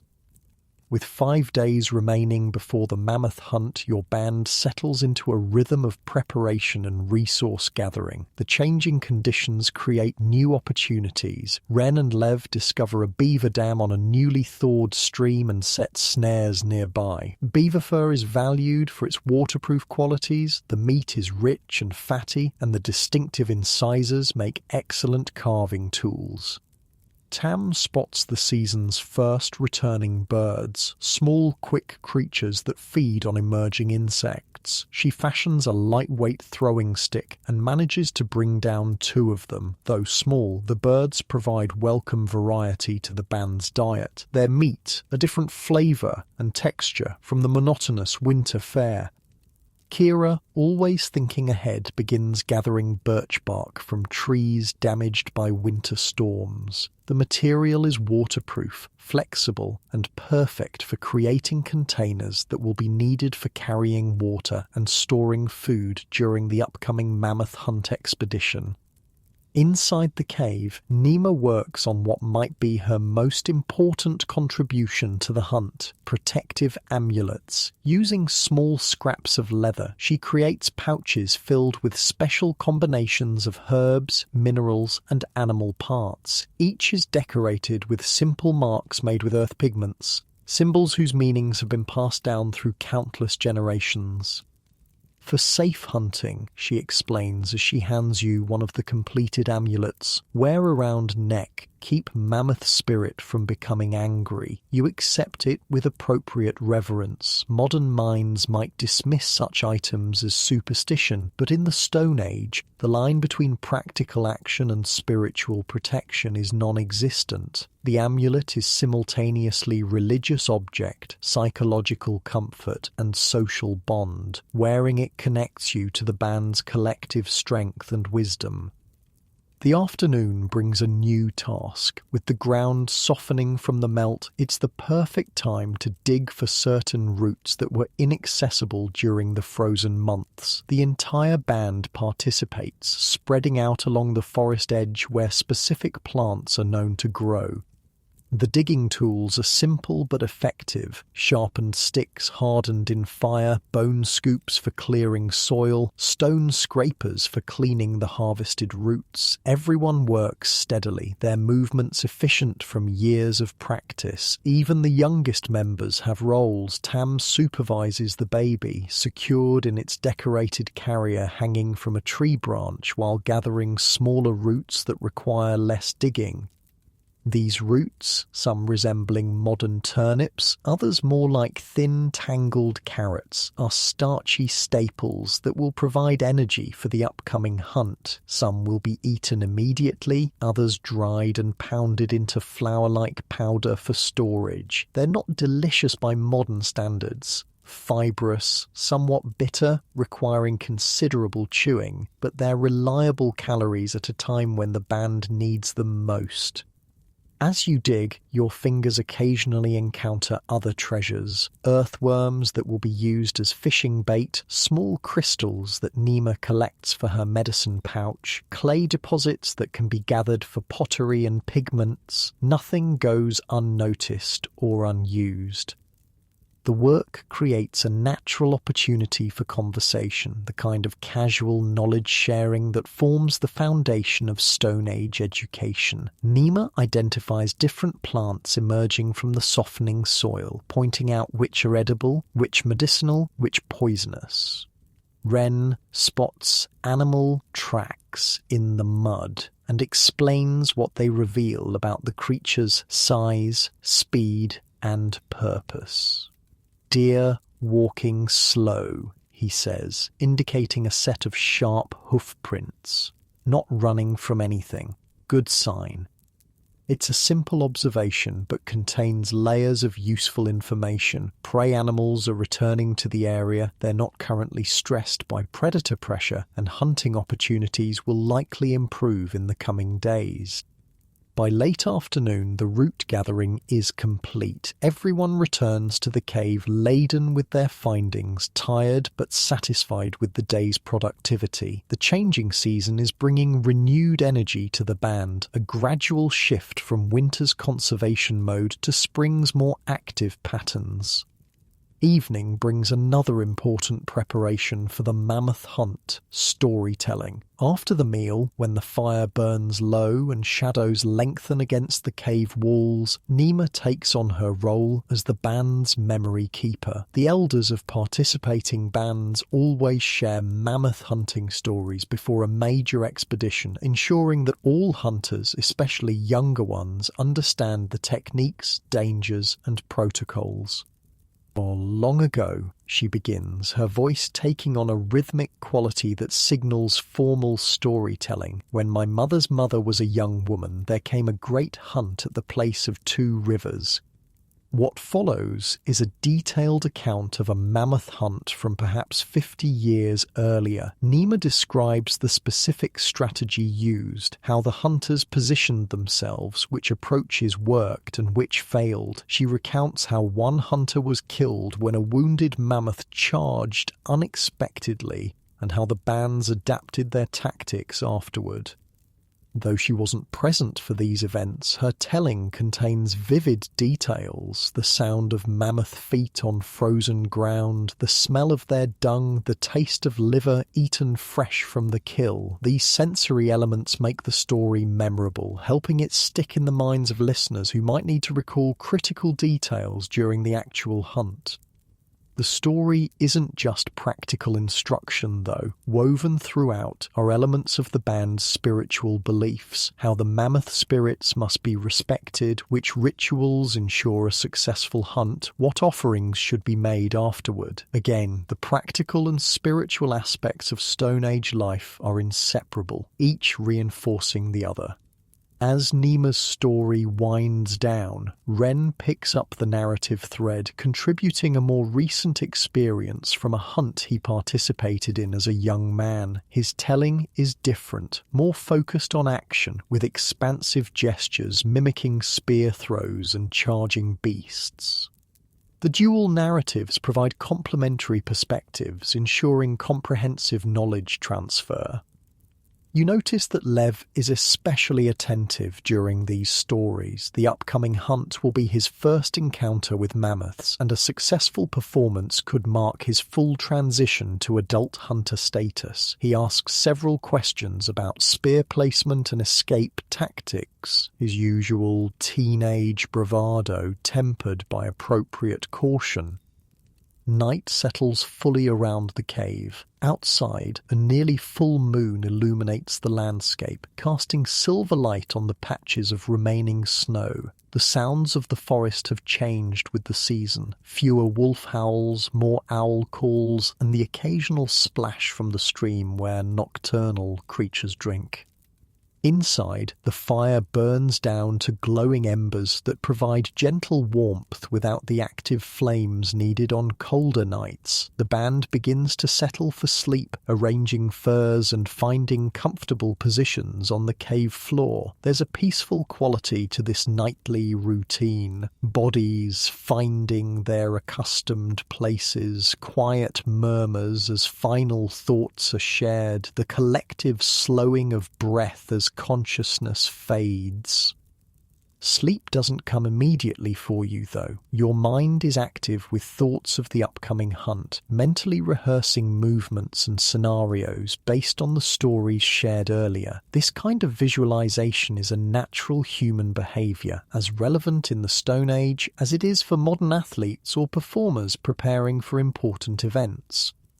From your sleeping place, you can see a portion of the night sky through the cave entrance. The stars are brilliant against the black backdrop, arranged in patterns your people have named and used for navigation and timekeeping for countless generations. That bright cluster is the mammoth's eye. The 3 stars in a row are the hunter's spear. Each has stories attached, explanations for how they came to be placed in the sky, what their movements mean for humans below. Your gaze shifts to the cave walls, where generations of your band and those before have left their marks. In the dim light, you can just make out the painted outlines of animals, handprints pressed against stone, abstract swirls and dots whose meanings have been lost to time. Some are purely decorative, others record events or visions, still others serve as teaching tools for hunting techniques or animal behavior. These images connect you to the past and future simultaneously, to ancestors who sought the same shelter and created the first marks, to descendants who will add their own contributions long after you're gone. The cave is both home and archive, a physical space that contains your band's collective identity and history.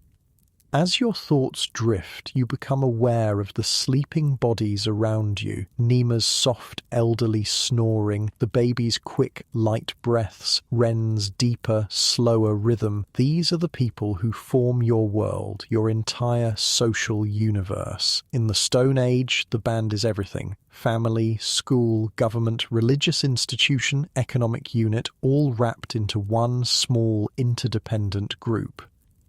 Modern humans might find this intense social proximity suffocating, the lack of privacy and constant interdependence too constraining. But for Stone Age humans, the band's closeness is security and comfort. To be alone is to be vulnerable. To be part of the group is to survive. Your thoughts turn to the mammoth hunters and the coming cooperative hunt. It's remarkable, really. Bands that maintain separate territories and identities throughout most of the year, coming together for mutual benefit in a complex, coordinated effort. This capacity for flexible social organization, for forming larger groups when necessary while maintaining smaller, more intimate bands for daily life, is one of humanity's great adaptive strengths. Outside, an owl calls, its haunting voice echoing through the night. Another answers from farther away. The sound triggers a memory of something Nima once said, that owls carry messages between the living and the dead, their ability to see in darkness making them perfect messengers to the spirit world. You wonder if they're carrying words from your band's ancestors now, perhaps offering guidance for the hunt to come. The thought isn't frightening, but comforting. In the Stone Age worldview, the ancestors remain present and involved, their wisdom accessible through dreams, visions, and natural signs. Death is a transition, not an ending. Those who have passed continue to exist in another realm that occasionally intersects with the world of the living. Your eyelids grow heavy as these thoughts swirl and merge. The physical exhaustion of the day's work combines with the mental stimulation of the evening's stories, creating the perfect conditions for deep sleep. Your breathing slows, matching the rhythm of the sleeping band around you. In these last moments before consciousness fades, your mind makes connections that your waking self might miss between the curved tusk of the mammoth figurine and the crescent moon outside, between the rhythm of Nima's storytelling and the beating of your own heart, between the ancient paintings on the cave wall and the images that will soon populate your dreams. This twilight state between waking and sleeping would be familiar to humans across time, that floating liminal space where thoughts become less linear, where boundaries between self and world grow permeable. But for Stone Age humans, without artificial light to extend the day or stimulants to delay rest, this transition would be a more regular, ritualized experience, aligned with the natural cycles of daylight and darkness. As sleep finally claims you, your last sensation is of profound connection to your band, to the earth beneath the cave floor, to the animals whose lives sustain yours, to the ancestors whose knowledge guides you, to the unborn generations who will follow. It's a feeling modern humans glimpse only occasionally in rare moments of transcendence or belonging. In the Stone Age, that connection isn't exceptional but fundamental, the baseline of human experience, the web that holds individual lives within the greater patterns of existence. There is hardship, yes, and constant struggle for survival, but there is also a groundedness, a belonging that many modern humans spend their lives seeking.